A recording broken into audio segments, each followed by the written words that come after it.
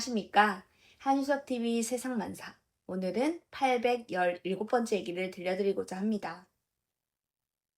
국민의힘이 살아야 민주당도 살고, 나라도 살고, 국민도 산다. 야당이 살아야 여당이 살고, 여당이 살아야 나라도 살고, 국민도 삽니다. 야당이 살기 위해서는 여당과 힘의 균형이 맞아야 하고, 힘의 균형을 맞추기 위해서는 막강한 힘을 가진 여당과 싸우고 투쟁할 수 있는 검증된 강력한 투쟁 능력과 청렴결백한 야당 지도자가 있어야 합니다. 목숨을 걸었던 투쟁은 말로써 하는 게 아니고 행동으로 하는 것입니다. 청렴결백과 권력에 굴복하지 않고 불의에 항거하며 온갖 고문과 고통과 협박을 극복하고 동지를 지킨 의리와 신의가 검증된 김문수 후보가 유일합니다. 그리고 소속당 대통령을 지키고 이재명 독재 정권과 맞서 싸우겠다는 강력한 투쟁을 표방하는 용기 있는 장동혁 후보에게도 희망을 가집니다. 정치인의 거짓말과 폭탄 발언 투쟁은 배신자와 내부 총질보다는 값진 발언 투쟁이지만 권력 앞에서는 추풍 낙엽처럼 허풍으로 끝날 수도 있습니다. 국민의힘 당대표나 최고위원 후보자 중에는 더불어민주당이나 정부의 독선과 폭력 앞에서는 한마디도 하지 못하면서 권력의 앞잡이와 권력자의 대변인 역할처럼 동지에게 돌팔매를 던지며 비방하는 막말을 두고 있자니 그들이 국민의힘 당대표 후보인지 아니면 민주당 대표 후보인지 분간이 가지 않습니다. 이 당 저 당 옮겨다니며 정체성과 자긍심도 없는 배신과 내부 총질을 밥 먹듯이 하는 해바라기 국민의힘 국회의원과 후보를 보면 안타깝고 답답합니다.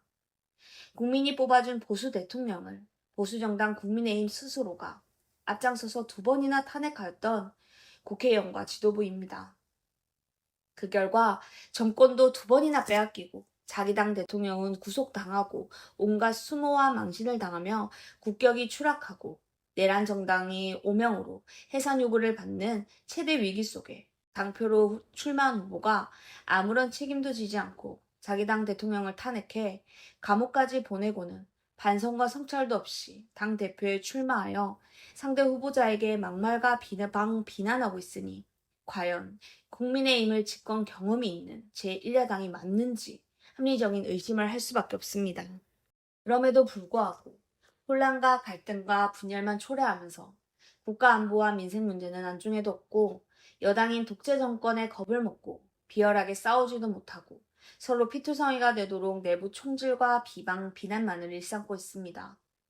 이러한 당대표 후보를 보니 가슴이 찢어지는 아픔과 고통을 느끼며 통탄하지 않을 수 없습니다. 판사 출신의 신인 젊은 정치인 장동혁 후보가 전환길 일타 강사 당원과 의견을 함께하면서 윤석열 대통령을 반드시 석방하겠다고 주장했습니다. 참으로 다행입니다.